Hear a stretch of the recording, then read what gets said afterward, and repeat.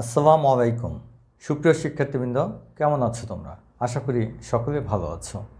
আমি মোহাম্মদ শেরশাদ তরফদার, সহকারী অধ্যাপক, রসায়ন, ঘাটাইল ক্যান্টনমেন্ট পাবলিক স্কুল ও কলেজ।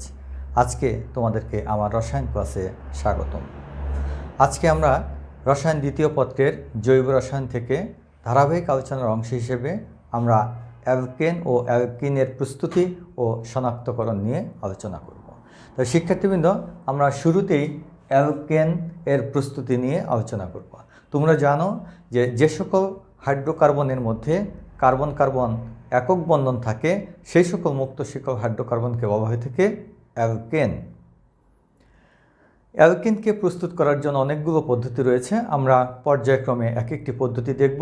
প্রথমেই দেখব ডি কার্বক্সিলেশন। এক নম্বর হচ্ছে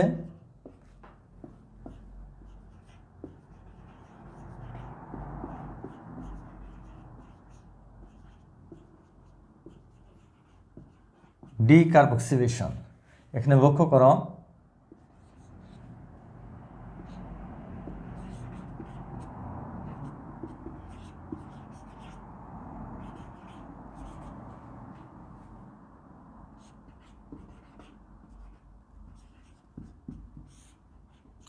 জৈব অ্যাসিডের সোডিয়াম লবণকে যদি সোডা লাইম সহযোগে উত্তপ্ত করা হয়, সোডা লাইম হচ্ছে ক্যালসিয়াম অক্সাইড এবং সোডিয়াম হাইড্রোক্সাইডের মিশ্রণকে বলা হয়ে থাকে সোডা লাইম। সোডিয়াম কার্বক্সিলেটকে যদি সোডা লাইম সহযোগে উত্তপ্ত করা হয়, তাহলে এখানে উৎপন্ন হয় অ্যালকেন। এখানে লক্ষ্য করো আর CH, এই হাইড্রোজেনটা এটার সাথে যুক্ত হয়ে CH3, আর দুইটা সোডিয়াম Na2CO3 সোডিয়াম কার্বনেট।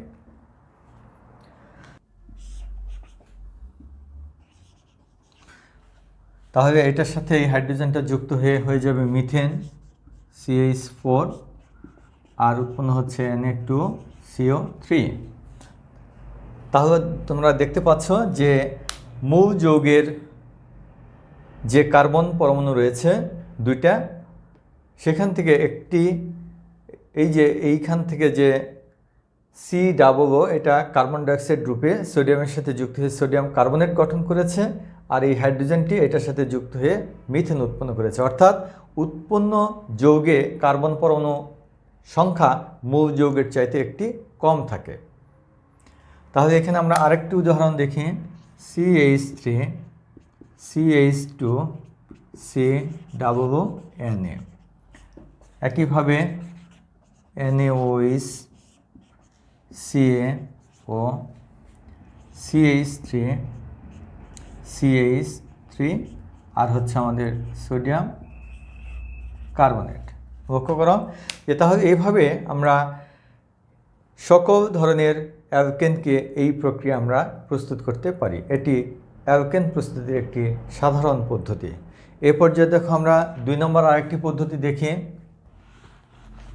2 নম্বর আমরা দেখব অ্যালকিন এবং অ্যালকাইন থেকে অ্যালকেন প্রস্তুতি। অ্যালকিন ও অ্যালকাইন হতে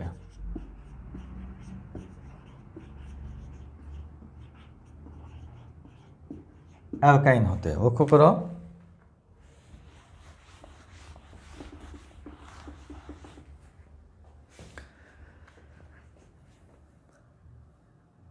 যেমন আর C double bond CH2 hydrogen nickel প্রবাহকের উপস্থিতিতে 150 থেকে 200 ডিগ্রি সেলসিয়াস তাপমাত্রায়, অথবা আর C triple bond CH hydrogen nickel প্রবাহকের উপস্থিতিতে 150 থেকে 200 ডিগ্রি সেলসিয়াস তাপমাত্রা। এখানে লক্ষ্য করো যে অ্যালকিন এবং অ্যালকাইনের সাথে নিকেল প্রবাহকের উপস্থিতি 150 থেকে 200 ডিগ্রি সেলসিয়াস তাপমাত্রায় হাইড্রোজেনের সংযোগের ফলে উৎপন্ন হচ্ছে অ্যালকেন। এক্ষেত্রে যদি আমরা প্রবাহক হিসেবে প্লাটিনাম অথবা প্যাভাডিয়াম প্রভাবক ব্যবহার করি, সেক্ষেত্রে সাধারণ তাপমাত্রাতেই বিক্রিয়াটি সংঘটিত হয়ে থাকে। এখানে লক্ষ্য করো যে অ্যালকিনের মধ্যে একটি মাত্র পাই বন্ধন রয়েছে, কাজে একটি পাই বন্ধন ভাঙতে এক অণু হাইড্রোজেন সংযুক্ত হবে, অর্থাৎ দুই পাশে দুইটা হাইড্রোজেন যুক্ত হয়ে উৎপন্ন হয়ে যাবে অ্যালকেন। আর CH2 CH3। ঠিক একইভাবে এখানে দেখো, যেহেতু দুইটা পাই বন্ধন আছে, কাজে দুই অণু সংযুক্ত হবে, হয়ে উৎপন্ন হবে অ্যালকেন CH2 CH3। আমরা উদাহরণ দেখি। CH3 CH double bond CH2, এটার সাথে যদি কোনো হাইড্রোজেন যুক্ত হয় নিকেল প্রবাহকের উপস্থিতিতে 150 থেকে 200 ডিগ্রি সেলসিয়াস তাপমাত্রা, দেখো একটি পাইবন্ধন আছে, কাজেই পাইবন্ধন ভেঙে গিয়ে দুই পাশে দুটি হাইড্রোজেন যুক্ত হয়ে উৎপন্ন হবে প্রোপেন CH3 CH2 CH3।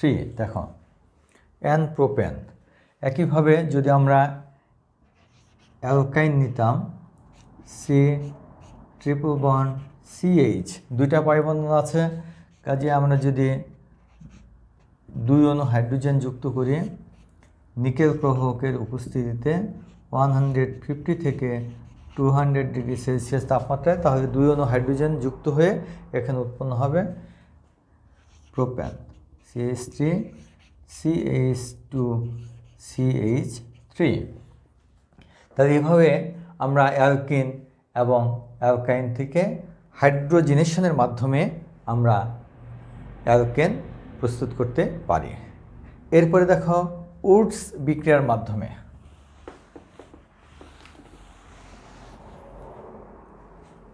তিন নম্বর হচ্ছে উডস।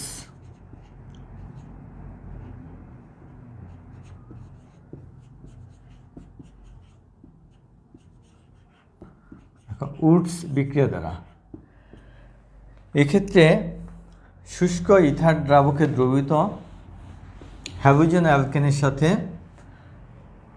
ধাতব সোডিয়ামকে নিয়ে যদি রিফ্লাক্স করা হয়, তাহলে উচ্চতর অ্যালকেন প্রস্তুত হয়।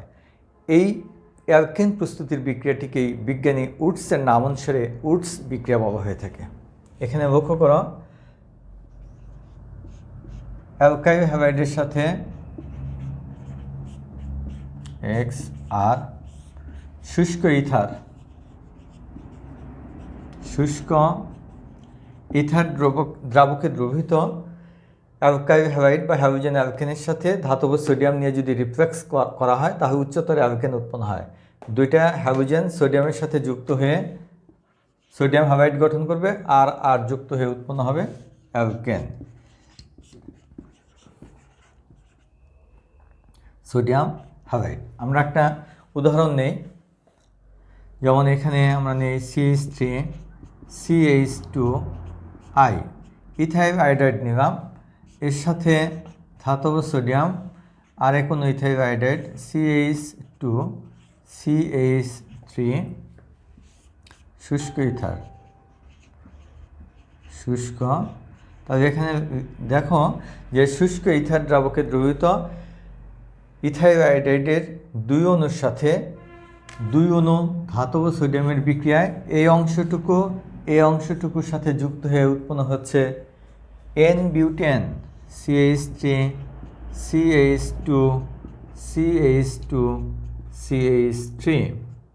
আর এখানে দুইটা সোডিয়াম দুইটা আয়োডিনের সাথে যুক্ত হয়ে দুই অণু সোডিয়াম আয়োডাইড গঠিত হয়েছে। তাহলে এইভাবে হ্যালোজেন অ্যালকেনের সাথে ধাতব সোডিয়ামের বিক্রিয়ার মাধ্যমে উচ্চতর অ্যালকেন প্রস্তুতির এই বিক্রিয়াটি হচ্ছে বিজ্ঞানী উডসের নাম অনুসারে উডস বিক্রিয়া বলা হয়ে থাকে। এরপরে দেখো ক্রিমেনসন বিজারণ বিক্রিয়ার মাধ্যমে। 4 নম্বর ক্রিমেনসন বিজারণ। 4 ক্রিমেনসন বিজারণ দ্বারা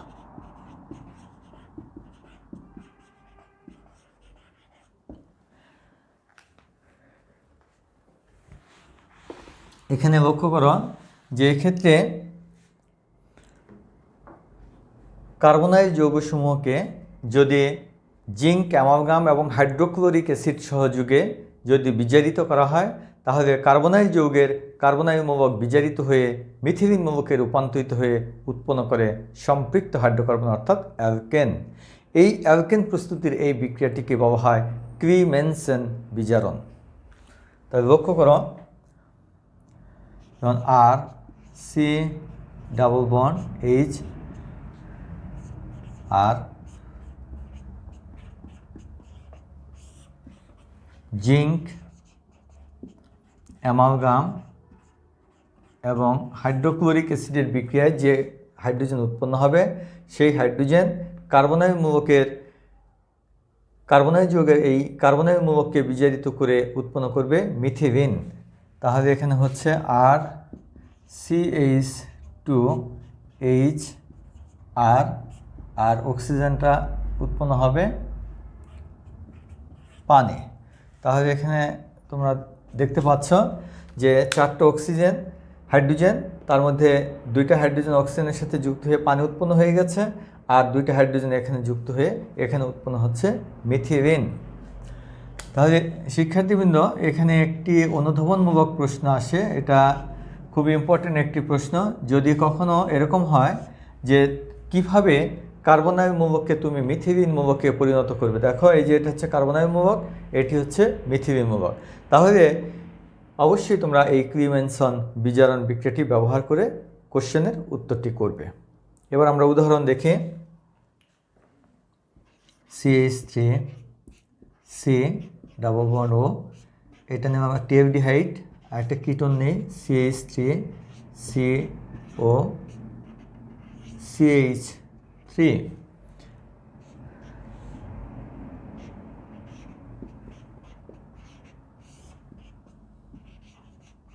জিঙ্ক অ্যামালগাম এবং হাইড্রোক্লোরিক অ্যাসিড সহযোগে যদি বিজারিত করা হয়, সেক্ষেত্রে কার্বনাইল মূলক বিজারিত হয়ে এখানে উৎপন্ন হয়ে যাবে CH3CH2H প্লাস হচ্ছে পানি। একইভাবে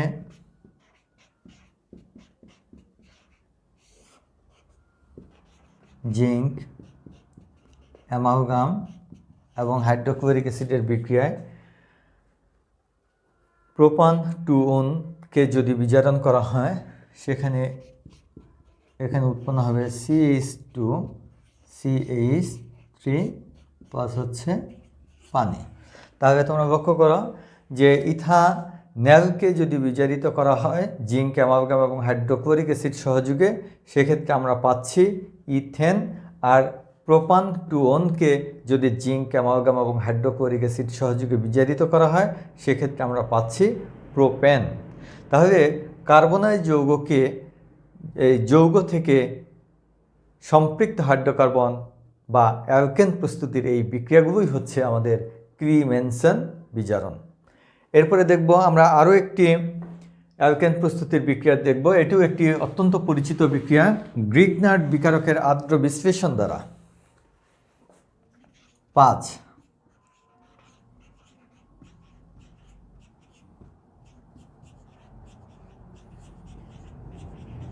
গ্রিগনার্ড বিকারকের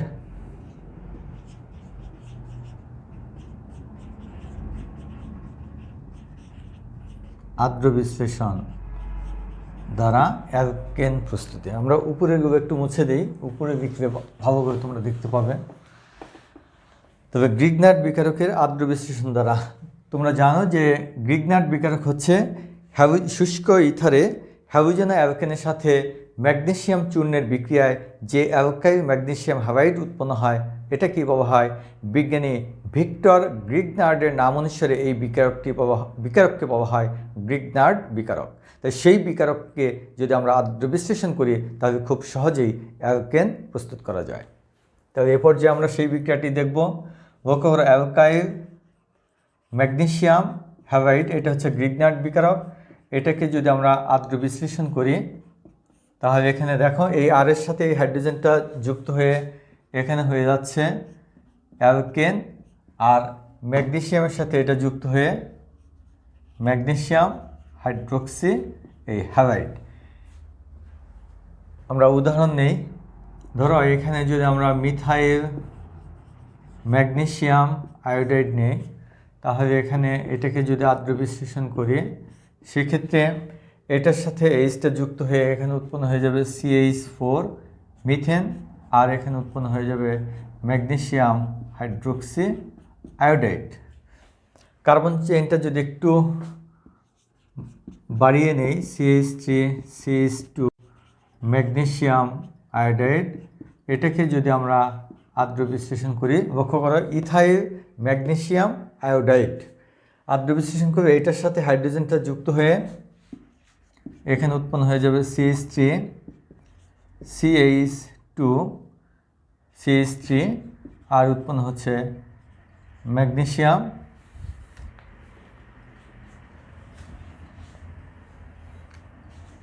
ম্যাগনেসিয়াম হাইড্রোক্সি আয়োডাইড।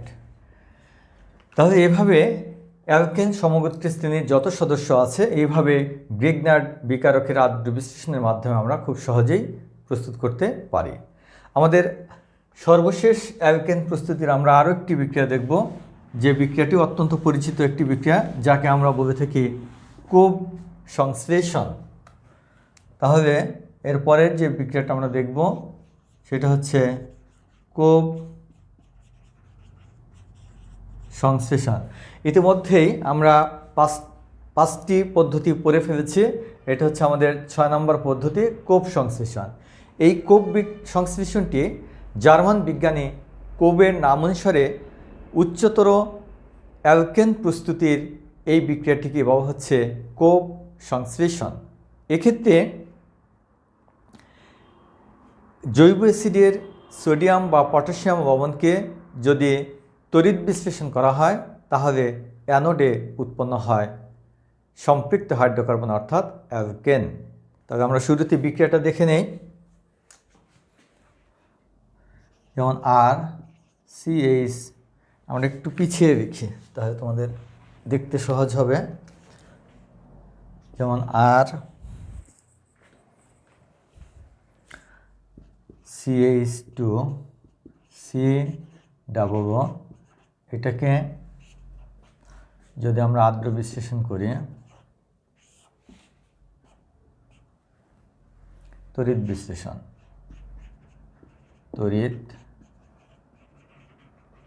বিশ্লেষণ করি, তাহলে এখানে দেখো তড়িৎ বিশ্লেষণের ফলে আমার উৎপন্ন হবে অ্যালকেন। তাহলে এখানে উৎপন্ন হচ্ছে RCH3 plus carbon dioxide plus sodium hydroxide plus hydrogen.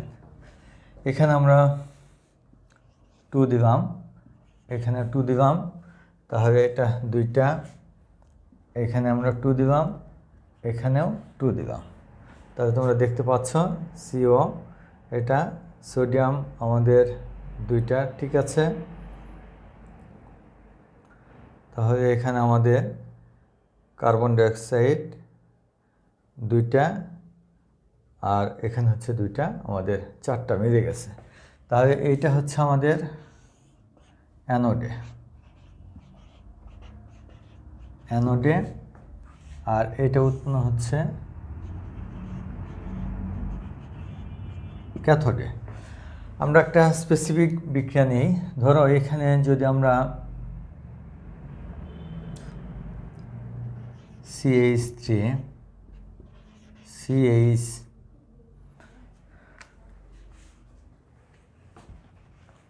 C double O Na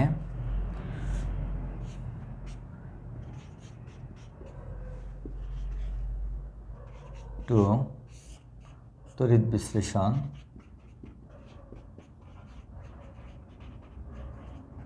বিশ্লেষণ যদি আমরা করি, তাহলে এখান থেকে আমরা পাচ্ছি যেটা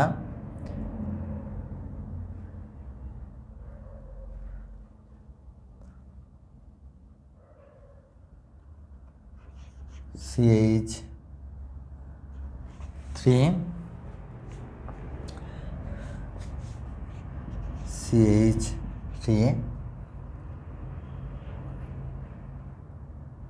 plus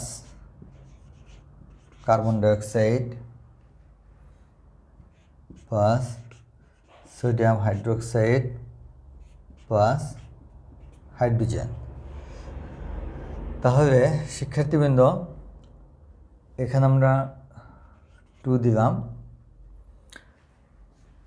শিক্ষার্থীবৃন্দ আমাদের উপরের লাইনে একটু সংশোধন করতে হচ্ছে, এখানে একটু ভুল হয়েছে, তোমরা লক্ষ্য করো যে এখানে আমাদের যেটা হবে লিখতে ভুল হয়েছিল, আমরা একটু শর্ট করে দিই এখানে অ্যারোটা, তাহলে আমাদের লিখতে সহজ হবে। তাহলে এখানে আমাদের হচ্ছে RCH2 এটা হচ্ছে, লক্ষ্য করো আমাদের এই অ্যালকেনটা উৎপন্ন হচ্ছে ওখানে। আর একইভাবে এখানে হচ্ছে আমাদের ইথেন, তাহলে এইটা হচ্ছে আমাদের অ্যানোডে এবং এইটা হচ্ছে ক্যাথোডে, লক্ষ্য করো। এখন এই যে বিক্রিয়াটি তোমরা দেখতে পাচ্ছ যে এই বিক্রিয়াটি কিন্তু আবার 2 ধাপে সংগৃহীত হয়। আমরা একটু উপরে চলে যাই।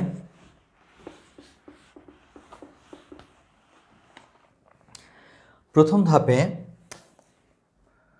CH3COONA, প্রথম ধাপে সোডিয়াম ইথানয়েড আয়নিত হয়, আয়নিত হয়ে এসিটেট আয়ন এবং সোডিয়াম আয়ন উৎপন্ন করে। এরপরে তড়িৎ বিদ্যুৎ চালনা করা হলে অ্যানোডে জারণ ক্রিয়া সংগৃহীত হয়। অ্যানোডে জারণ ক্রিয়া হয়, অ্যানোড কর্তৃক আকৃষ্ট হয় অ্যানায়ন CH3COO, অ্যানায়ন আকৃষ্ট হয় এবং অ্যানায়ন আকৃষ্ট হয়ে এখানে আমাদের জারণ হয়, জারণ হয়ে আমাদের এখানে হচ্ছে CH3 আমরা পাচ্ছি কার্বন ডাইঅক্সাইড আর হচ্ছে 2টি ইলেকট্রনের অপসারণ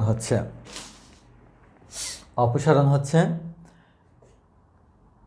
আর এখানে আরও যেটা হচ্ছে ক্যাথোডে হয় বিজারণ। তাহলে এই সোডিয়াম আয়ন এখানে আমরা একটু হিসাব করে দেখি, তাহলে এখানে আমাদের হচ্ছে 2 হবে। এখানে শিক্ষার্থীবৃন্দ এখানে 2 অণু কার্বন ডাইঅক্সাইড, এখানে 2 হবে, এখানেও আমাদের কিন্তু 2 হবে, এখানেও দেখা যাচ্ছে যে এখানেও কিন্তু 2 হবে। তাহলে ত্যাগকৃত ইলেকট্রন দুটি সোডিয়াম আয়ন গ্রহণ করবে, গ্রহণ করে এখানে সোডিয়াম পরমাণুতে পরিণত হবে এবং এই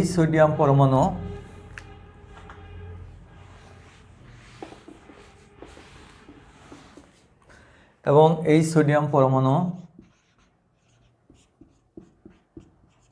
পানির সাথে বিক্রিয়া করে এখানে সোডিয়াম হাইড্রোক্সাইড আর উৎপন্ন করা হচ্ছে হাইড্রোজেন গ্যাস।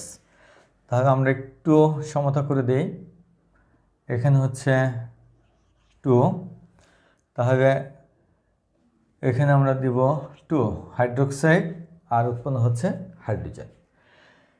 তাহলে শিক্ষার্থীবৃন্দ এই হলো আমাদের অ্যালকেন প্রস্তুতির 6 নম্বর যে বিক্রিয়াটি ছিল কোপ সংশ্লেষণ, সেটা আমাদের শেষ হলো। এই পর্যায়ে আমরা দেখব যে অ্যালকিন কিভাবে আমরা প্রস্তুত করতে পারি এবং তারপর দেখব অ্যালকিনের শনাক্তকরণ।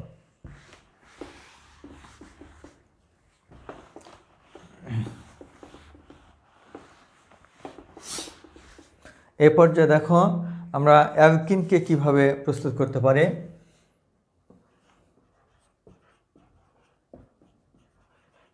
অ্যালকিন প্রস্তুতি লক্ষ্য করো যে প্রথমে দেখো যে অ্যালকোহলের নিরোধনের মাধ্যমে, এক্ষেত্রে আমরা নিরোধক হিসেবে অ্যালুমিনিয়াম অ্যালুমিনিয়াম চূর্ণ ব্যবহার করতে পারি, অথবা গাঢ় সালফিউরিক অ্যাসিডকে আমরা যদি নিরোধক হিসেবে ব্যবহার করি তাহলে অ্যালকোহল নিরোধিত হয়ে উৎপন্ন হয় অ্যালকিন।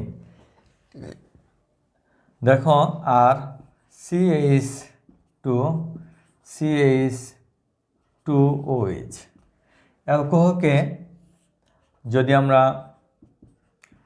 অ্যালুমিনিয়াম চূর্ণ প্রবাহকের উপস্থিতিতে 350 থেকে 400 ডিগ্রি সেলসিয়াস উষ্ণতায় এই প্রবাহকের উপর দিয়ে যদি অ্যালকোহল বাষ্পকে চালনা করা হয় তাহলে এখানে অ্যালকোহল নিরোধিত হয়ে এখান থেকে OH আর এখান থেকে একটা হাইড্রোজেন মিলে এখানে হচ্ছে CH double bond CH2 plus হচ্ছে পানি। আমরা একটা উদাহরণ নিই, CH3 CH2 CH2OH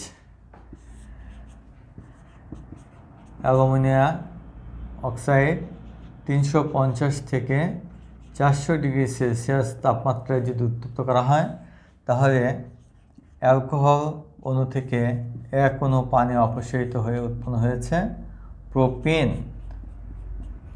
এভাবে করতে পারি, অথবা আমরা গাঢ় সালফিউরিক অ্যাসিড সহযোগে যদি অ্যালকোহলকে নিরোধিত করি তাহলেও আমরা অ্যালকিন প্রস্তুত করতে পারি। তবে এক্ষেত্রে অবশ্যই মনে রাখতে হবে যে অ্যালকোহলের দ্বিগুণ পরিমাণ গাঢ় সালফিউরিক অ্যাসিড নিতে হবে, নিয়ে এটাকে 160 থেকে 70 ডিগ্রি সেলসিয়াস তাপমাত্রায় যদি উত্তপ্ত করা হয় তাহলে অ্যালকোহল নিরোধিত হয়ে অ্যালকিন উৎপন্ন হবে। ধরো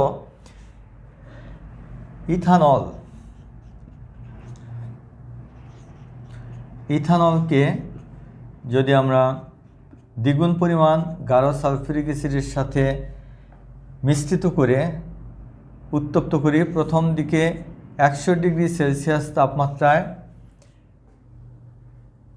ইথানল গাঢ় সালফিউরিক অ্যাসিডের সাথে বিক্রিয়া করে এখানে উৎপন্ন করবে ইথাইল হাইড্রোজেন সালফেট আর উৎপন্ন করবে পানি। বিক্রিয়াটাকে যদি আমি একটু ভেঙে দেখি HSO4H, তাহলে এই যে দেখতে পাচ্ছ যে এইটুক H আর OH মিলে হয়েছে পানি, আর বাকিটুক এটার সাথে যুক্ত হয়ে উৎপন্ন হয়েছে ইথাইল হাইড্রোজেন সালফেট।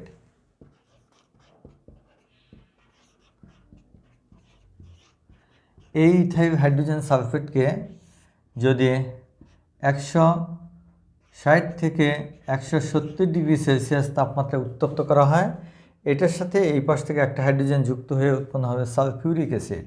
তাহলে CH2 double bond CH2 plus H2SO4। তাহলে এভাবেও আমরা অ্যালকোহলের নিরোধনের মাধ্যমে অ্যালকিন প্রস্তুত করতে পারি।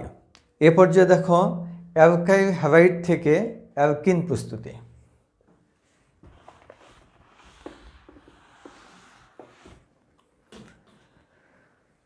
তাহলে 2 নম্বর হচ্ছে অ্যালকাইল হ্যালাইড হতে।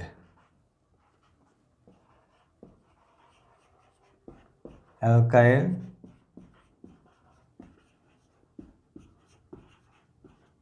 হ্যালাইড হতে অ্যালকিন প্রস্তুতি।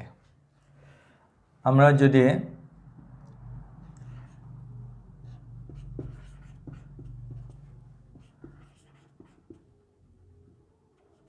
অ্যালকাইল হ্যালাইডের সাথে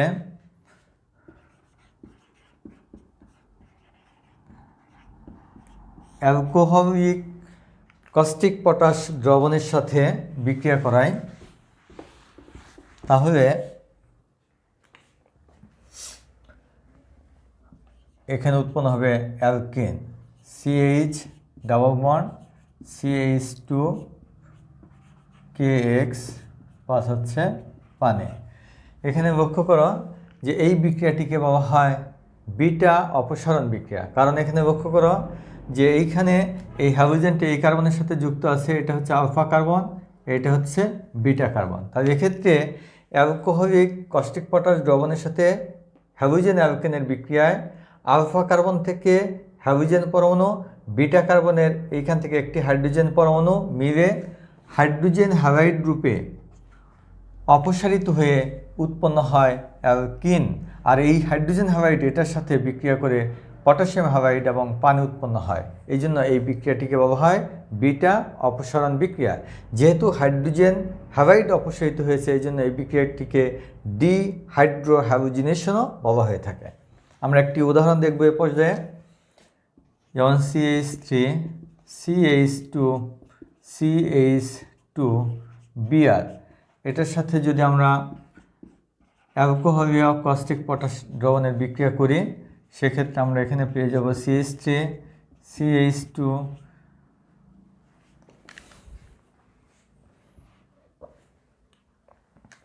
double bond CH2 plus potassium bromide plus হচ্ছে পানি। তাহলে এভাবে অ্যালকাইল হ্যালাইড থেকে আমরা খুব সহজেই অ্যালকিন প্রস্তুত করতে পারি। এ পর্যায়ে আমরা দেখব অ্যালকাইন থেকে অ্যালকিন প্রস্তুতি।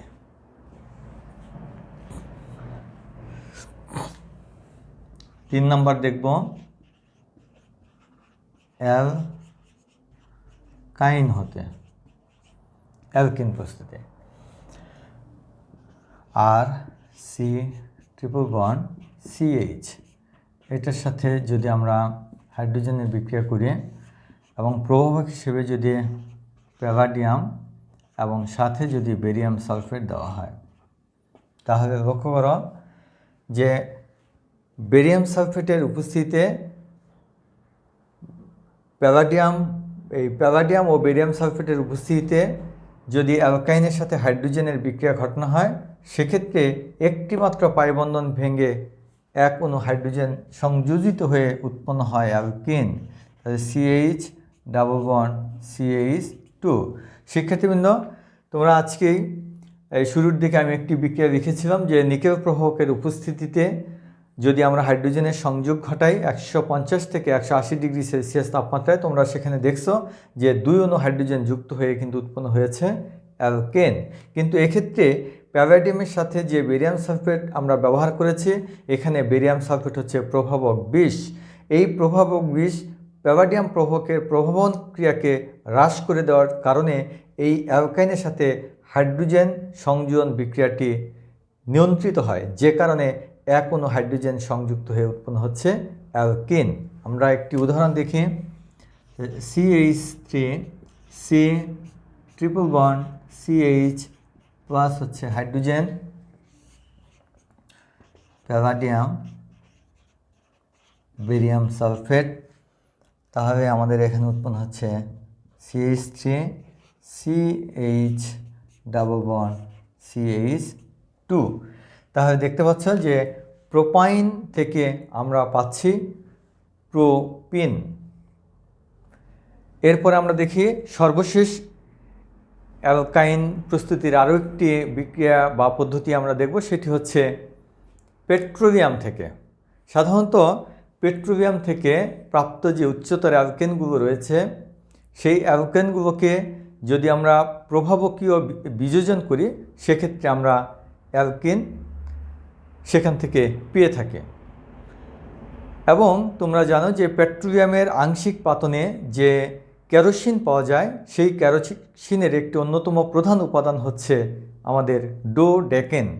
এই ডোডেকেনকে যদি ক্রোমিয়াম অক্সাইড এবং অ্যালুমিনিয়াম অক্সাইড এই মিশ্র প্রভাবকের উপস্থিতিতে 500 ডিগ্রি সেলসিয়াস তাপমাত্রায় যদি আমরা উত্তপ্ত করি, তাহলে ডোডেকেন বিযোজিত হয়ে উৎপন্ন হয় অ্যালকিন। তাহলে আমরা 4 নম্বর বিক্রিয়াটি দেখি অ্যালকিন প্রস্তুতির পেট্রোলিয়াম থেকে।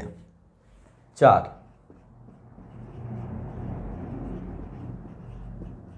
পেট্রোলিয়াম থেকে ডোডেকেন 12, এটাকে ক্রোমিয়াম অক্সাইড আর হচ্ছে অ্যালুমিনিয়াম অক্সাইড মিশ্র প্রভাবকের উপস্থিতিতে 500 ডিগ্রি সেলসিয়াস তাপমাত্রায় যদি উত্তপ্ত করা হয়, এটা বিযোজিত হয়ে যায়। বিযোজিত হয়ে C10H22, আর এখানে আমরা পাচ্ছি CH2 ডাবল বন্ড হচ্ছে CH2। তোমরা দেখতে পাচ্ছ যে অ্যালকিন আমরা অলরেডি পেয়ে গেছি। তাহলে এ পর্যায়ে আমাদের দেখব আমরা অ্যালকিন কিভাবে আমরা শনাক্তকরণ করতে পারি। প্রিয় শিক্ষার্থীবৃন্দ, তোমরা জানো যে অ্যালকিনের মধ্যে পাই বন্ধন উপস্থিত থাকে এবং যে সকল যৌগের মধ্যে পাই বন্ধন উপস্থিত থাকে তাদেরকে অসম্পৃক্ত যৌগ বলা হয়ে থাকে। আর অসম্পৃক্ত যৌগে পাই বন্ধনের উপস্থিতিজনিত যে ধর্মাবলী সেটাকে বলা হয়ে থাকে জৈব যৌগের অসম্পৃক্ততা। কাজেই অ্যালকিনের যে শনাক্তকরণটি আর অসম্পৃক্ততার যে পরীক্ষা মূলত একই পরীক্ষা। আমরা দুটি পরীক্ষার মাধ্যমে এই অসম্পৃক্ততা সম্পর্কে নিশ্চিত হতে পারি বা অ্যালকিনকে শনাক্ত করতে পারি।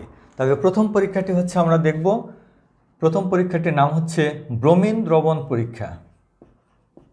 ব্রোমিন দ্রবণ